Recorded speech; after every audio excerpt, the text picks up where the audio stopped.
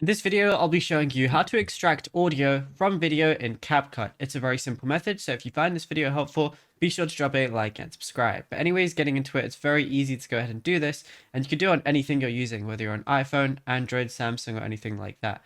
So what you want to go ahead and do is once you have CapCut open, and you just want to go ahead and press like the little add audio icon. Once you go ahead and press it, you're going to see extract as the first option.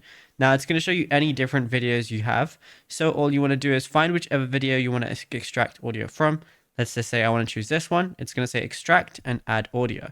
Now, as you can see, it says extracted on the bottom, and then that's my audio from the video. But of course, the video isn't even on my timeline. And yeah, it's literally as simple as that. I can then move it wherever I want. I can, of course, do any edits I want with it. And yeah, then you'll be good to go. And of course, you can do that with any video you have on anything, whether you're on iPhone, Android, Samsung, anything like that. But if you found this video helpful, drop a like and subscribe.